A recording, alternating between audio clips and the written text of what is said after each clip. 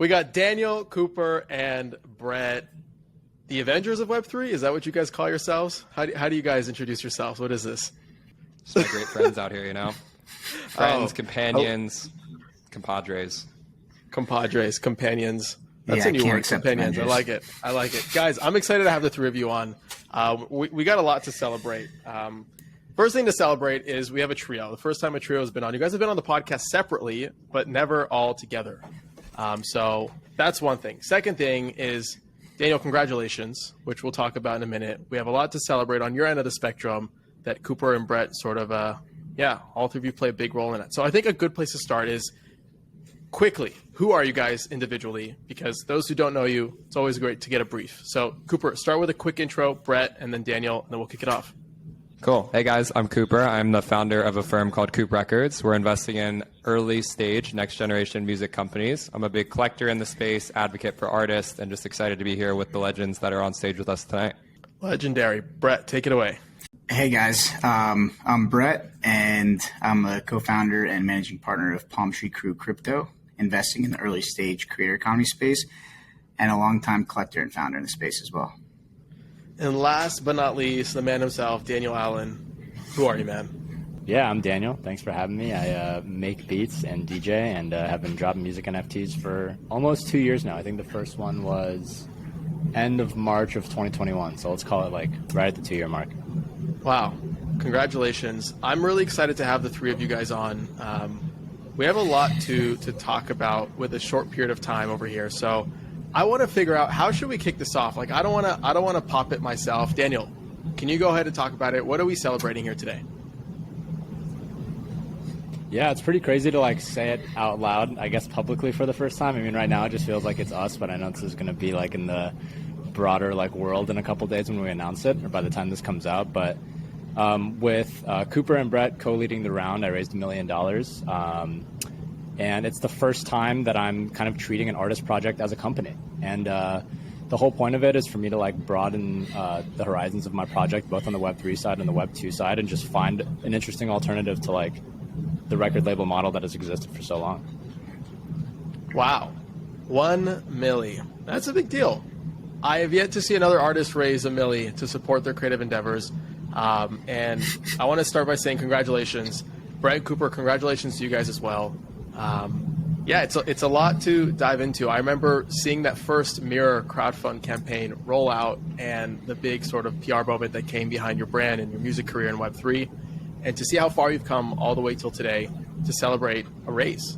I feel like you're treating yourself as a startup, something that I've been talking about on the podcast for a minute, and to see you be the practitioner behind it, to see the three of you sort of put this into the world.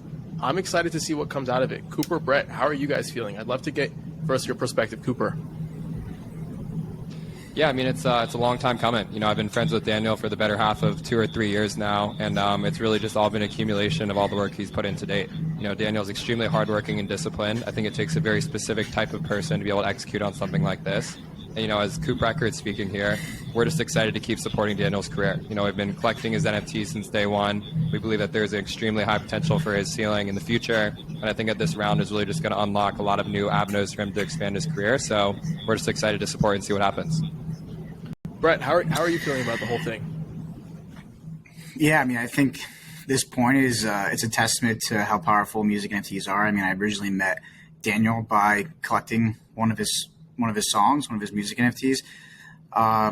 We've grown a lot closer throughout several drops and a bunch of amazing projects that he's, pioneered this space with, from, one-of-ones to additions to generative projects to collabs and major EP, the biggest EP drop we've seen. I think it just makes sense that he's continuing to push the boundaries with this raise. And I'm excited to see what he can do with more firepower. And we're super stoked to support it, like the leading music NFT artist in the space. Daniel, when I first got into like startups and venture capital, seeing all these companies raise millions of dollars, it always like starstruck me. And to think that an individual is able to do that, right, and sort of put some type of valuation on their brand as a whole very early on in their career is quite captivating. I'm curious, like, at the very early process of kind of like putting this thought into the world, what went into that? Like, what goes into raising $1 million to be able to support your creative endeavors? And I want to deep dive into the entire process. Totally. I mean, I think that I've been thinking about it for a really long time. I mean, I think that I've been thinking about it really since Overstimulated. I think in a lot of ways, this is kind of like what Overstimulated always wanted to be like at scale. And so for me, I think that, you know, I've looked around me and I've said this multiple times. I've seen so many people that have been in and out of the record label system. And for me, I've kind of built a career so far on like finding the alternatives that don't necessarily rely on like what the industry system has been. Because I think that, again, I think that there's totally a time and a place for a record label, but it just didn't, for me, it never ticked the boxes that were, I guess, like I didn't really have any leverage to be able to do anything on my own terms. And I think that a lot of those entry-level deals kind of put you in a tricky situation. And like for me, a lot of my non-starters have been like, okay, I want to put out music at whatever cadence I want to put out. So that means that if I make a song, I want to be able to mint it the same day. I want to be able to try to put it up on DSPs as fast as I can. I don't necessarily want the lag time or wait to have like a TikTok moment or whatever. But at the same time, like for the longest time, for 2 years, I was using my NFT sales primarily for the most part to pay my rent because I had never made any money off music at all before this was happening for me, right? And so after 2 years of that and like saving some money and whatnot and putting a lot aside, I kind of got to a point where I was like, okay, I'm not necessarily relying on music NFTs as much to pay my rent, but I still really want to scale out my project. And I want to do it in a way where I'm, one, able to retain way more ownership than I would in a standard record deal. And two, do it in a way that doesn't tick off the things that are my non-starters, like the cadence. You know, like I said, in the search of looking for like deals, I would say in the course of the past year, like my preference has had nothing to do with money or term length or whatever. It's just been like, if I want to put out a song today, is someone going to tell me no? Right? And so I think for me, all those things kind of came together. And I mean, I think a lot of the people that led this round or that were involved in the round in any capacity have been people that have supported my NFT journey, I think, in the past 2 years. So it's pretty nice to kind of be like, okay, you guys have been here for, you know, the better half of 2 years now. Let's see what we can do over the next 5, 10, 15 as I build my career past not only music NFTs, which is obviously always going to be the backbone, but like, what is my brand in Web3? Like, how do I incorporate that into my shows? How do I incorporate that into like my music, right? And so, yeah, I mean, like I said, I'm a pretty like entrepreneurial, I guess, musician. I guess that's kind of like been my stamp, and I kind of get it. I mean, I went to business school, even though I don't really count it like that. I was a pretty bad student, but I guess my head has always thought about it in that way. And so just kind of, yeah, I don't know. A lot of things came together with the group of people, the special group of people that we brought together for this. So yeah, I'm just super stoked, but honestly, just more focused than I've ever been because $1 million might sound like a lot of money, and don't get me wrong, I'm grateful for it, but I have to use all the resources to kind of better my career, you know, so in my mind, I only have like, you know, a few shots at goal, so I'm just trying to maximize those. With raising a round like this, you can't help but wonder, what do you need $1 million for? Like, what is that $1 million going to be spent on? How are you going to be distributing it and allocating it? What are the first few things you're really going to be kind of like investing in to propel your career forward? Totally. I mean, so the way that music typically works is you have like a manager, you have an agent, you have a business manager, you have a lawyer, right? And a lot of these people have other clients. And don't get me wrong, I still have like my manager, my agent, and I love them. But at the same time, there are certain requirements that I need that I don't necessarily, like I want to be kind of treated as a priority act in a lot of ways, right? Like for me, I want to be able to, I remember when I was doing a lot of the stuff on Bonfire, for example, and Bonfire are my absolute homies. Like, I think that as we started to do Glasshouse, as we started to do projects after that, they were fortunate enough to bring a bunch of people on.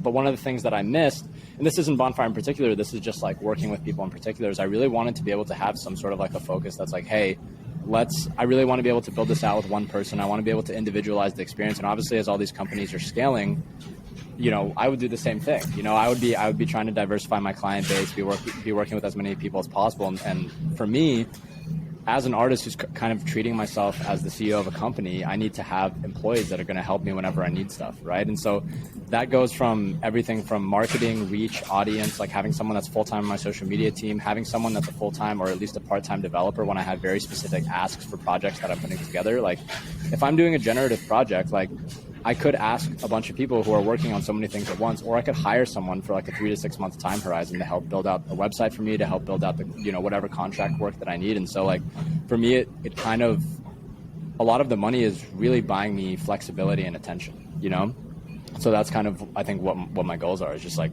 hiring people that are going to kind of be on my team full time. Definitely. Cooper and Brett, I know you guys have been super vocal about betting on artists, supporting artists. I mean, both of you combined probably some of the biggest supporters in the music NFT space to begin with. Cooper, one thing I'm like a big fan on your end is you often document your thoughts and how you sort of think of the world in Web3 as it pertains to music. And a while ago, you pushed out this concept of the artist seed round. And it seems as if it very much plays into tact with what just happened with Daniel. Was this like the next iteration of what you were expecting to create? Or did this deal sort of just happen through this belief that artists should sort of find other means of capital to bootstrap themselves? Like, how are you thinking about this as it pertains to the artist seed round? No, I think this is the genesis. When I was going out and raising this fund, I was talking to my investors about a concept of investing in artists. And I think that Daniel's a perfect case study for this. I think it takes a very determined individual to sit through all the nuance of raising a seed round. So behind the scenes, you had a lot of corporate structuring, you had a lot of legal work going into it, where you're raising through a safe. And Daniel, no, this stuff is not the most ideal situations for someone who just wants to sit and make beats. And so it was definitely a very gradual process. But I think the reality of it is, if you want to bring on outside capital, there's a lot of legal work that goes into that. That legal work takes time and effort, and it takes very specific individuals that are willing to participate in that. So conceptually, yeah, I think that investing in artists is really exciting. But mechanically, when you go and do that, setting up a C Corp, setting up underlying subsidiaries, being able to raise into a vehicle through a safe, having investors that understand the vision of backing an artist, there's a lot of moving pieces here. And so I think for me and for Coop Records, this is our first example of an artist seed round. I'm optimistic that there's a world where there's many more of these, but I think in the immediate short term, it does really take a lot of dedication from someone who's very focused and willing to experiment in a new and creative way. And I think that Daniel is the perfect case study for that. And I think someone like Brett and Palm Tree Crew Crypto were really the other backers that we needed to help make this a reality. Yeah, Brett, for you, I mean, you guys have a pretty prolific portfolio of backing creator economy based startups in crypto. And it feels as if this is like an outlier type of bet that you obviously believe in, and you've supported Daniel since the get-go, from the initial Mirror crowdfund to collecting NFTs, advisory, all that good stuff. But this bet particularly feels a little bit outside of the software plays that you typically invest in, right? Can you walk me through your thought process in that? Yeah. I mean, yeah, you're right. I mean, we look at the creator economy space, the crypto creator economy space, as like the different verticals of content and all the infrastructure around that at its core. And music is obviously a huge part of that. And that's something we've been really focused on. And we've done like the infrastructure side of it to start. And I think we've kind of just done a lot of those different layers that make up the music NFT stack, from, the co-creation with Arpeggi and the minting and creation around sound and heads for creation, and, kind of up the stack. And I think when you finally get to like the top, maybe the most important part of the stack, which is the artist, Daniel is definitely my number one favorite choice to be a part of. From the hard work he's put into and what he's been able to build in this space. I guess you could call it like the brand / IP layer, right? And I think he's going to be definitely like the leader, if not one of the most forefront leaders in the music space, in the crypto creator economy.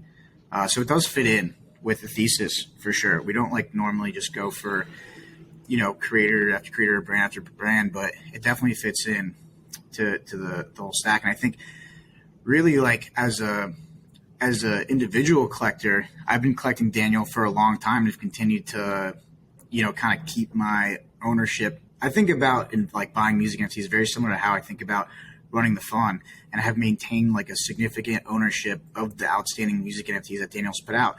But every time I buy personally, it's it's $100 at a time, or maybe like in the one-on-ones, maybe it was a couple $1,000s at a time, but it's like small little increments. And from a fund perspective, when you have, tens of millions of dollars, you have to kind of do it in bigger amounts. So I think this opportunity where Daniel's raising a more significant amount of cash at once, it gave us an opportunity to participate in a bigger way from the fund and not just from me personally. From an artist perspective, specifically as an independent artist in Web3, this model completely changes the game. You guys are a bunch of people and that sort of bet on Daniel and his future endeavors, his musical endeavors, and he raised a round of funding. Like, who does that? How do you think this changes the game for independent artists, specifically those that want to be more crypto native? Yeah, I think it lays down, a path for more artists to follow. I think being an artist that is focused on the music, like embraced the music NFT space, the music NFTs are an unbelievable alternative or option or kind of new system for getting value directly from the people that appreciate you the most, like your fans, your audience. And yeah, it shows that music can be really valuable. So, that's something that Daniel's built on. And now at this point, and it's a really strong exposure. I mean, I think buying music NFTs directly to the artist will probably always be the strongest exposure to the artist. And I think, in our case from the fund, this is an opportunity to write a kind of bigger check at once and push and help push Daniel to that next level. But also from the fund, we've been buying his music NFTs directly as kind of like a side to the investment directly. So we have his music NFTs in the fund as well. Got it. Yeah, and I think it's it just goes to show that owning his music NFTs are a really strong exposure to his future, and how he's going to continue to innovate and grow on that. And it really is an opportunity to be a part of his future and of his upside. I think, when you look at investing in this round, sure, you don't have to invest in the equity of Daniel Allan in order to get the access or to be a part of his journey. I actually think the NFTs are the best exposure to, and that's why we also bought NFTs in size from the fund, and we're excited to support from all sides of the exposure. Yeah. Cooper, how do you think this changes the game for artists in Web3? I think it sets a new precedent. You have record deals, you have distribution deals, you have publishing deals, and now you have equity seed rounds. And I think what we're doing here with Daniel shows that there's an alternative to everything that exists out there today. I think it's going to take a lot of time for it to get fleshed out and be able to be recreated by a lot of artists at scale. But, for Daniel specifically, he has a great group of supporters around him. There's people who have been collecting his music for the last couple of years. They really see the vision of what we're building here with Web3. And so I'm optimistic that there's going to be many more of these seed rounds in the future. But I think Daniel's really pioneering what it means to support an independent artist at scale. Daniel, I know you're often vocal about wanting to be the example for other creators in the space. You did this with your personal website. You did this with your attributes to your different NFTs that you've dropped. You've consistently set that tone for yourself. And when I ask you, how does this change the game? I'm curious, when you think of other creators that probably want to follow your footsteps eventually, what does this mean for them? Yeah, I mean, I think the way that Cooper put it, saying that it's an alternative is a good way of looking at it. I think that the way I look at it is similar, but also I think that flexibility is always the key word for me, because the reality is when you sign a record deal, you have really unless it's a 360 deal, which are less kind of common. And I kind of think that this is more of a Web 360 deal is kind of the term that we've coined for it. Most traditional record deals are kind of you have one at bat, which currently, as presently constructed, is blowing up a record on TikTok so that you can come out with a single. A single does really well. You're no longer shelved. You're able to, put an album out and maybe tour with it. But really, that is few and far between. And in a lot of ways, it's kind of up to the TikTok lottery. I think for me, the reality is there are a lot of different avenues in my career, right? There's the music NFTs, which have always been the backbone, and I think kind of the most important part and the primary source of revenue, right? At least in the past 2 years. But then there's my masters and my publishing. I've been really vocal about, I've been very vocal about the fact that I want a big record, and that's something that I care about and I'm not scared to talk about. And then there's also my touring, which, I signed to CAA 6 months ago. I have a bunch of really exciting touring announcements that I think the first one's going to drop at the end of this month, right? And then it also has to do with my future endeavors, which, I mean, I'm not going to say too much, but we have a lot of plans for things that we're going to be rolling out in the next 6 months to a year. And I think that the reality here is when you're a record label, you're kind of betting on one kind of side of an artist. And I feel a lot of this has been people betting on me as a person. just as much as it's them betting on me as an artist and betting on me as a businessman as well. So that's like, I think kind of the nuance. And I think that I think a lot of artists are not like one dimensional where, you know, I mean, don't get me wrong. I love making beats just as much as the next guy I go, you know, but I think that there are just so many things that I'm interested in, so many parts of my career that I want to build out. And I think even if I don't have the total answer of what I want my first global headline tour to be right now, I think that the people involved in the round trust that I'll figure it out. Yeah. And maybe to jump in here, I think that's what's exciting from an investment standpoint is you don't have to bet on one specific output from Daniel. It's not like we have to only optimize for his NFTs doing well or only optimize for his masters doing well. You know, this vehicle really allows you to have exposure to all aspects of Daniel's career. And when it comes to investing in a creator, there's so many different things that they might want to do. You know, who knows? Maybe someday Daniel wants to open a pizza shop, right? And if he wants to do that, I think there's a real world in which investors in this round are getting exposure to Daniel's pizza company. Now, it's not something that we're going to investors today and saying, hey, Daniel's going to open a pizza shop, come and invest in, you know, the seed round. But I think in the short term, being able to say, hey, this investment vehicle actually encompasses his NFTs. It encompasses his masters, his publishing, his touring. That's an incredibly exciting prospect. And if you go out there and you look at what deals look like today, as Daniel alluded to on the master side, a record deal is really only touching your Spotify streams. You know, a publishing deal is really only touching if you get placement in a commercial or you get some streams on the radio. But for this opportunity and the investors involved in it, they can sit back and feel confident that no matter what Daniel does, they're going to have some exposure to that. And supporting Daniel actually means just kind of giving him cash and getting out of his way. I think that's something that's very different from other vehicles where people are so much more hands-on in the process. You know, I believe in Daniel's ability to spend the $1 million how he sees bets fit. If that means that he needs to pay for a recording budget, or if that means that he needs to hire a content person, I don't think the goal of us as investors is to say, hey, you need to do X, Y, and Z because it's pre-mandated based on 100 record deals that have been done in the past.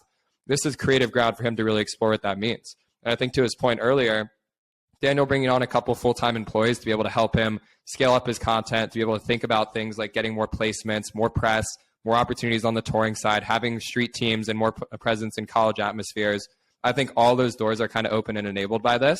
And so to really round that out, you know, $1 million is not a lot in the grand scheme of things for running a company. But when it comes to an independent artist having a full-scale budget to spend on what they believe is best to scale their career in partnership with people such as Brett, myself, and all the other investors participating, I think it sets him up in a really strong position to make a big headline for himself over the next couple of years. Yeah, and I think it's amazing how it is 360, and it makes a ton of sense. But I think like from my perspective coming at this, like I think what has been happening in the NFT space, like and what Daniel's done in the music NFT world, is what makes this possible. Like we have examples to point to previously in like the crypto art space. Like imagine if, for instance, Xcopy were to raise a seed round in 2018 or 2019, right? Like he went on to do 100 million plus, I don't know the exact numbers, but tens of millions, 100 million plus in sales. And I think that from an investor perspective, that's something that, to get exposure to. Right now, we've seen an artist that you had no idea was possible to grow in that way in a digitally native world, in a crypto native world.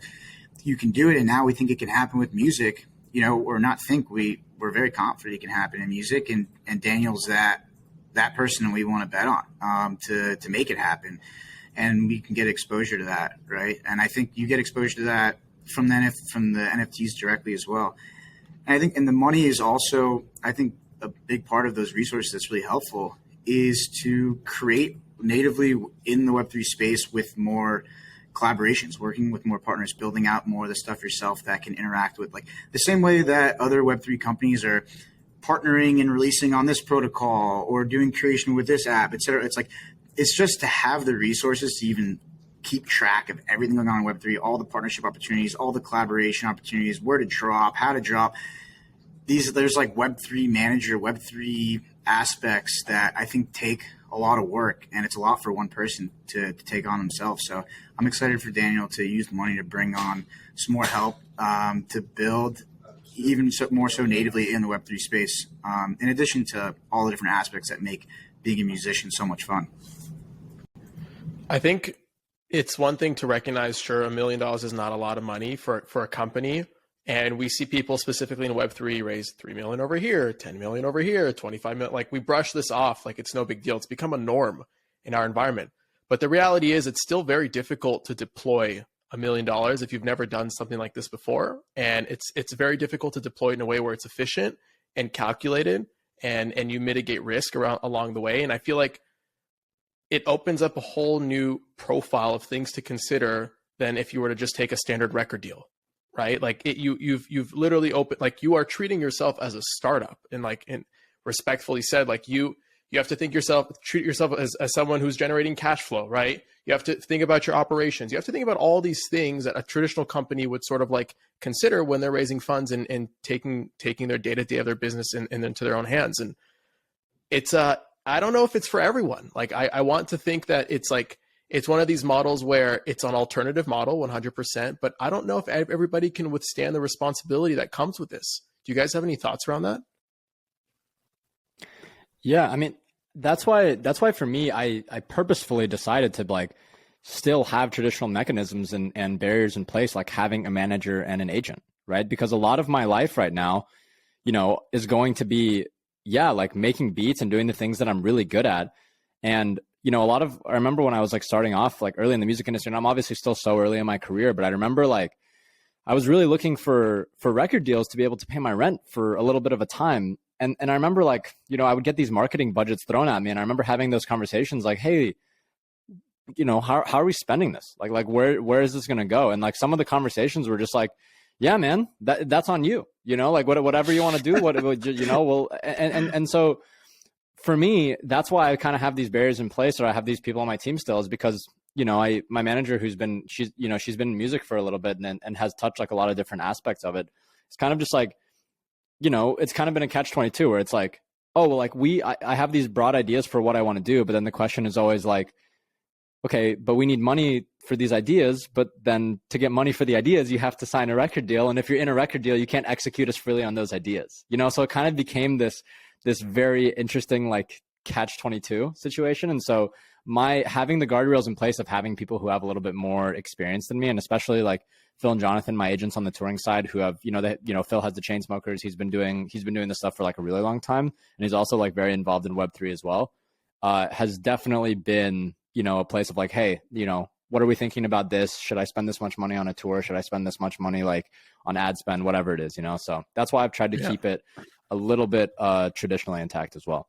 I would add in there that I do not think that this is for everyone. I think it takes a very specific type of artist to be able to execute as an artist and a CEO. I think Daniel's very uniquely positioned to do so, hence why this was an exciting investment opportunity from the fund. But to Adam's original point, it's a very complicated process. Expecting an artist to be able to run a business at the same time as making music, it's very difficult. And so I think that there's an exciting headline here of saying, hey, this artist got $1 million. But when you really unpack that, that means that Daniel has a lot more responsibility on his shoulder. I think that there's a lot of artists who are phenomenal artists, but they're not great business people, and they have teams around them that handle that. But in order for something like this to be a reality, you really do need the artist to think about their brand as a business. And I don't think that's something that's for everybody. But in the particular situation that it is, I'm optimistic that these models can help to inspire people to think more like CEOs of their brand and of their company, because I think it really challenges you to elevate your ceiling and think more broadly about the opportunities that exist about being an artist today. And so, I don't think it's for everyone, but I think that Daniel's a great person to start this out with, and I'm hoping that he can inspire many more artists to come. Yeah, I was just going to say, I mean, I think like, it's interesting, like music NFTs enable a world where like you actually maybe don't need to raise as well, right? I think like as the music NFT market grows, as you put out content, you kind of like, as you release it, you're getting the value that content deserves, like back to you. And you can kind of continue to flow off that. Basically, you releasing more music continues to fund you more and more, and you kind of continue to use that to grow the operations. And I think you can do it organically without raising, like musicians can do that over time without having to, set up a C Corp or whatever, raise into say. So I think that option will always be there. I think in this situation, like Daniel's a very ambitious person. And he has really big goals, and he wants to get there quicker, and he sees an opportunity to make it happen, and we're excited to support that. But I think it's somewhere in between like a label and music NFTs. There's a spectrum, and you can stay over in the pure music NFT land and really grow a lot and have a lot of growth around that as well, even without like raising directly. Yeah. I want to bring up another interesting topic that just came up to mind as you were speaking, Brett. Like, startups typically raise money either pre-product market fit or as they find product market fit to help accelerate the things that they're doing, right? And I'm trying to think if Cooper and Brett, from more of an investor perspective, do you guys think of artist market fit? Like, is that a thing in your mind where the artist reaches a certain point in the market where they accumulate enough attention or enough revenue around what they're doing that now they need capital to help accelerate those initiatives? Do you guys think of it like that? I absolutely think of it like that. I mean, I think that Daniel's proven himself as being a leader in Web3 music specifically, but the thing is, it's actually bigger than just Daniel, you know, and I think that obviously Daniel has set an incredibly precedent for himself to be able to go and sell music NFTs and have these kind of major projects and events. But the bet on Daniel as an artist is not only the bet on Daniel's individual artist career, it's Daniel's individual artist career and everyone else that he can inspire in tandem. As a venture investor, you know, we really think about 100x, 1000x returns. And if Daniel were to go out and sell, you know, 500K worth of music NFTs every year, that's great, but that's not necessarily what we're looking for as venture investors. You know, I think the opportunity here is it's not only about Daniel succeeding really well in his individual artist career, which I very firmly believe will happen. It's Daniel taking that playbook that he's built for himself, replicating that and executing that against dozens of other artists to come, so that he ends up becoming this sort of center point of saying, hey, if you want to make it as an artist, an independent artist, and you're passionate about Web3, here's the model that I used, and using these resources, we can help to upscale other artists' careers and actually have exposure to those income streams as well. That makes sense. And you brought up the element of sort of your guys' perspective as an investment, right? You guys are investors. You need a return on your investment. Your LPs depend on that, right? So I'm trying to think, like, is this investment in, and I know it's like it's an interesting topic to talk about publicly, especially with you on the call, Daniel. Like, we don't want to think of you as an investment, but you're making an investment. Like, the funds are making an investment, like, very simply put. So when I try to think of like the ROI of a bet like this on an artist, right? I'm trying to think like, what does the scale of the ROI sort of look like? Because for anybody listening to this conversation, you're going to get the creators listening to this, and that's stimulating their curiosity. And you're also going to get the investors listening to them. Like, how can we also participate in what Cooper and Brett and all the other investors on the cap table just did, right? So share that light with me for a minute. Like, how do you guys think about the ROI? Like, is this a 100x opportunity that you see a market for, where you see creators actually becoming billion-dollar brands, and Web3 is a large component of surfacing those individuals? Like, where is your head at when it comes to this?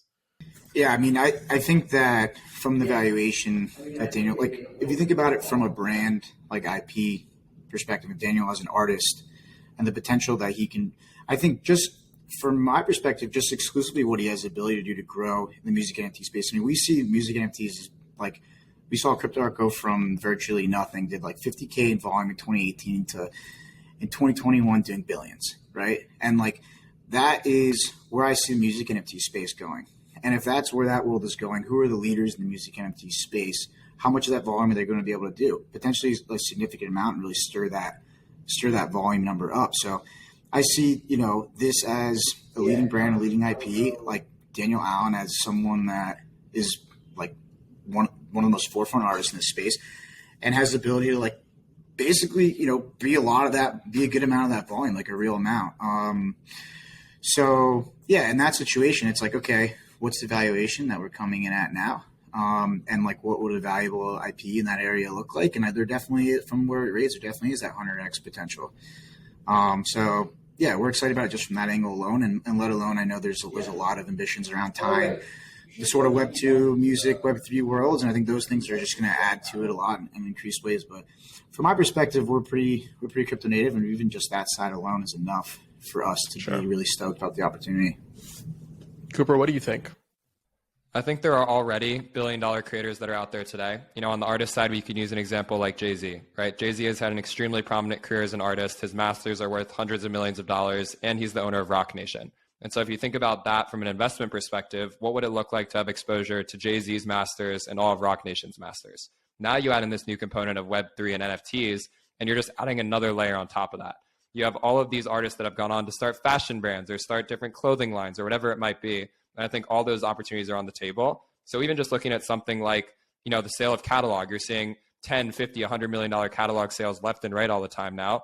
That's all on the table, plus this net new revenue stream that Daniel's producing. So absolutely, I think that creators are billion-dollar business opportunities. And I think with someone like Daniel that's thinking about this from a 5-10 year perspective, I think there's a lot of net new playbooks that haven't even been built or started yet. And I think that's going to lead to even more value creation that we haven't even seen today.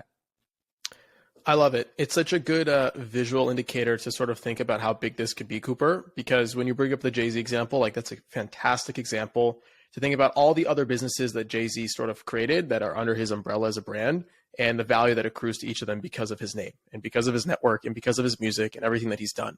So when you put it from that perspective, this model makes a lot of sense. And quite frankly, it seems huge. Like it seems really, really big. You have something else to add?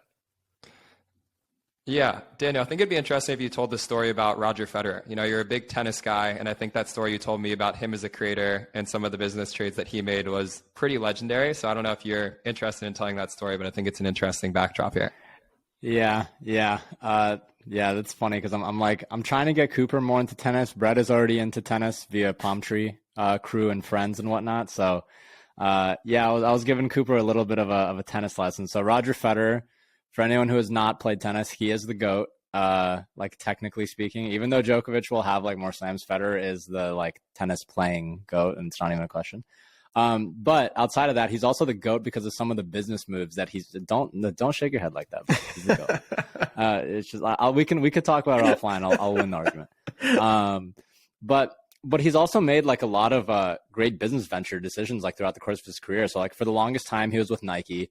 And when it came time for him to renegotiate his Nike deal, I think that they were going to pay him out on a contract that I think was $10 million a year, just like as like an endorsement deal. And instead of doing that, there was this company. It's called Is it called On Running? I think that's what it is. And basically, they were like, he signed like a clothing deal, I think, with Uniqlo, but he was able to have like a separate clothing deal with On Running. And for On Running, instead of getting money up front, I think he got like 3% of the company. And because he wore the shoe, or no, he got, how much did he? Yeah, he got 3% of the company. And because he wore the shoes, he like basically mooned the stock of the company. And the company just, I think it's worth $10 billion now. So he made like $300 million off of that investment of just like deciding to wear like the On Running shoe.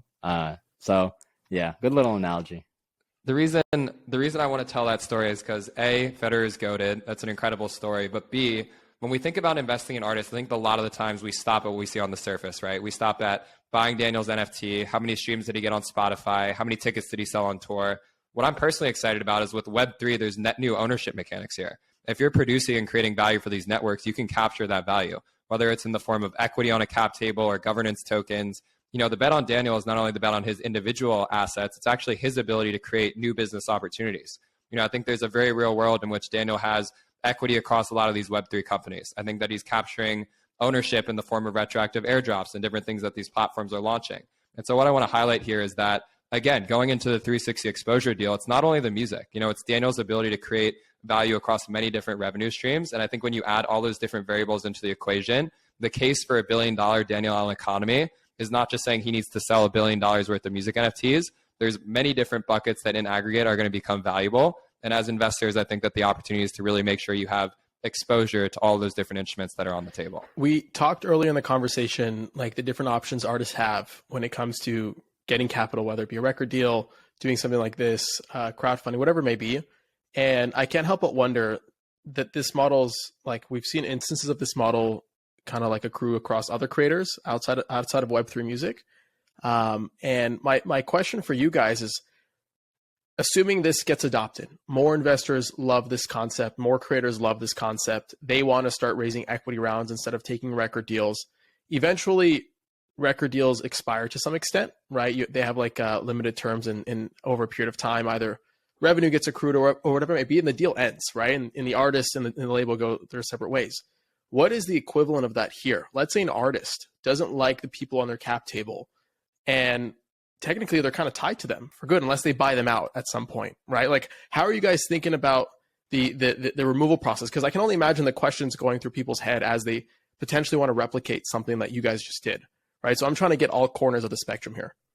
There's three pieces here, and Daniel, I'd love for you to add some color. One, I want to start by saying that because Daniel did a venture round does not mean that he can't sign a record deal. You know, I'm actually very excited for Daniel to sign a record deal in the future, and this was structured specifically to make it so that if Daniel does sign a record deal, that fits in very compatibly with what was happening here. The second thing that I want to say is that the investors in this round are extremely crypto native. You know, people like Brett and myself, participants like NoiseDAO, WoodstockDAO, FireEyesDAO, these are people that are willing to take on an extreme level of risk. And so I think their appetite for what this turns into is a lot more flexible than a traditional private equity firm or a traditional venture arm of a record label. But lastly, on sort of the ownership side of things, this funding is non-recoupable. And I think that that's something that's very different from other music investment opportunities. Typically, when you're signing a record deal and a record label gives you $1 million, you have to pay that record label back $1 million before you make money. This investment round was set up to say that this investment is not recoupable. If Daniel doesn't make $1 million back, us as investors are aware of the fact that that's the risk that we're willing and need to take. And on the flip side of that, as far as Daniel's ability to consolidate the cap table, in my opinion, it's no different from a tech company going out and raising a Series A. And if you don't want people on your cap table at that next stage, you go to them and say, hey, we're going to raise additional shares. I want to give you an opportunity to cash out of this investment. And Daniel will probably have to buy them out. But I will say that we were very, very diligent in who we brought into this round and made sure that people were already invested in Daniel's career. They've been collecting his NFTs for years at this point. Daniel has a personal relationship with all of them.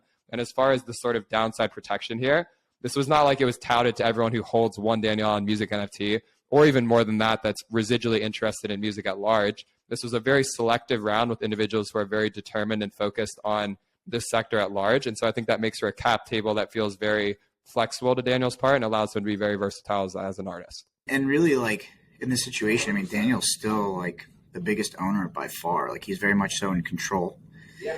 And, he sold like a minority percent of he has like the vast majority of his company by far still. So it's really his. It's his to do whatever he thinks is best.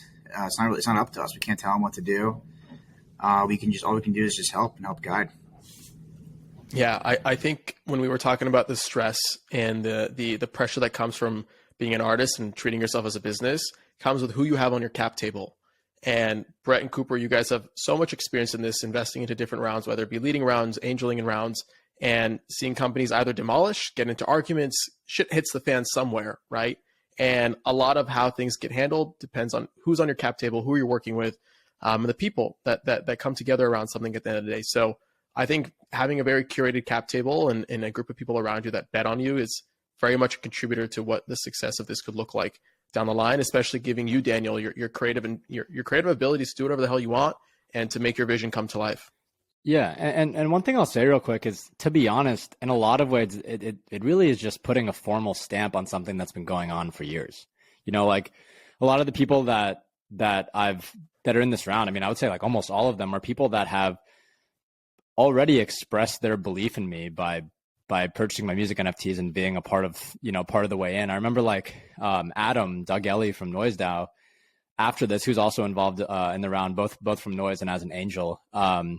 He just hit me on Telegram. He's like, nice to formally be in business. And that's kind of how I feel about a lot of this. You know what I mean? Is these are people that I've informally been in business with, for a couple of years now. And this is just kind of in my mind, it's kind of, it's a way for me to have resources to be able to scale it out, but it's also a way to give them a cushion to be like, hey, in the extremely unlikely event that all my music NFTs go to zero, you guys still have a part, I love that. I love that. Yeah, that's kind of where I'm at.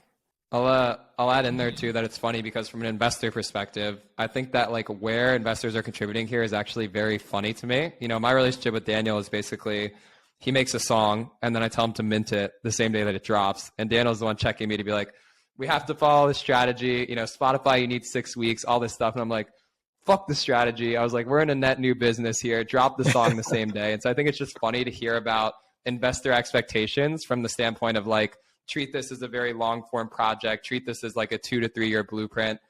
Daniel is at such a formative place in his career where he realistically could go and upload a song to Sound today with no marketing, no promo, drop that and make the equivalent of millions in streams in 24 hours. And I think that that's a window that's obviously very time-based on where we are in the market today. But having that leverage to think about how to scale his business is extremely powerful. And I think the benefit of his cap table today is that everyone on that cap table also believes in that formula. They believe that Daniel should go and drop music NFTs in real time. They believe that Daniel should go and actually do these things that feel net new. And I think if you were to try and construct this round of people that were at record labels or traditional music industry execs that made their money off of catalog, I think it would set him up in a very different position. So I think that this round uniquely positions him to be very experimental in how he builds his career from now. And, as someone that's really invested in him, I'm just excited to see where he takes it because he's shown time and time again that he's willing to be innovative, and I think he's going to keep doing it moving forward. The last thing I want to sort of leave all of us with, and Daniel, this one's directed at you. Typically, when people raise money, they set milestones into place, right? I'm curious what your milestones look like for the next few months, if you're willing and able to talk about them. Totally. I want to play music festivals. That's a very big part of my career, and that I've been very vocal about. I want to drop. I want to do an album at some point. I know that a lot of the stuff that I've been doing has been branded as, like a project here and there, an EP here and there. I'm not entirely sure what an album looks like right now. I mean, I know that I'm pretty close to being done with like my next project after Criteria. I think that my milestones in terms of the numbers, I want to keep pretty close to the team where I can. Me and Cooper may or may not have like a little like whiteboard that talks about some of the numbers that we want to hit. But for me, I of course have like metrics and numbers, but my biggest thing right now is honestly just seeing what I can do with the resources that is going to go towards the goals that I've always had, right? And I think that a lot of those goals just fall into all those buckets, which is how can I have a record that goes crazy without giving away fucking 85-90% of it? How can I play on some of the bigger stages in the world, right? And start to get my name across that way? How can I build brand and IP in a way that's like that gives me more leverage to do things that I'm really excited about? And I think, more importantly, and as we look into the future, that Cooper and Brett have both kind of pointed at a little bit, is like, how do I help bring other people on, and start to get exposure to some of the things that they're working on, like via the blueprint that I'm building publicly right now. So, yeah. Well, look, I'm cheering you on. I'm really excited for this, to see where this is in a year from now. We'll have to do a check-in literally in a year from now and see where we are in this process. Daniel, Cooper, and Brett, congratulations to the three of you. This is a lot to be proud of, Daniel, for yourself and the journey that you've come across. And I'm honored that I've been able to document certain moments of it on the podcast that we could always look back on and reflect on. So more power to you guys. Before we let you go and we wrap up, where can we find more about the project? And each of you specifically, Daniel, hit it away. Yeah, I mean, by the time this is out, we're going to have a whole thread documenting everything that we've talked about. And you can just find that on I'm Daniel Allan on Twitter. You should also give Invest in Music a follow. You should follow Cooper's newsletter. You should follow Brett. Yeah. Cooper, where can we learn more about Coop Records and everything that you're working on? Best place to stay up to date would be on Twitter. Personally, I'm at Koopa Troopa, Coop Records, at Coop Records XYZ. And I very recently launched a podcast and a rebranded newsletter called Invest in Music. So if you're looking to go deeper on all these topics, I'd highly recommend it. And just want to say very quickly, thank you to Daniel for even allowing us to take this opportunity on. It's something that's extremely unconventional and took a lot of conversation to even be a reality in the first place. And to Brett, who's always been a huge supporter and always been a huge advocate here, we could not have done this without him. And I think that it's really essential that he gets recognized as a key contributor to this journey, because he does so much behind the scenes that people don't see. And I don't think that this would be possible Amen. Without him. Brett, where can we find you, man? Oh, that's sweet. Thanks, Cooper. Yeah, huge congrats to Daniel. I'm super stoked to be a part of it. And, Cooper also is just absolutely crushing it in the weeds at high level all over the place. For me, BlockchainBrett for the fun, Palm Tree Crypto. And then also we launched a newsletter called Creators GMI, where we're talking about the crypto creator economy in more detail. So follow Creators GMI on Twitter too. Let's go, guys. Thank you so much. Till next time.